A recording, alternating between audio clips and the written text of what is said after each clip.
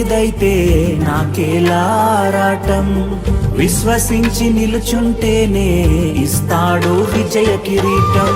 గొలియాతును పుట్టించినదే దావీదును హెచ్చించుటకే, గొలియాతును పుట్టించినదే దావీదును హెచ్చించుటకే.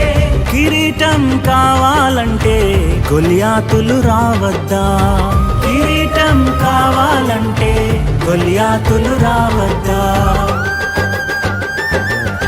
శ్రమలే నాతిశయం, శ్రమలోనే ఆనందం, శ్రమలయందే ఉత్సాహం, విశ్వాసమే నా బలం.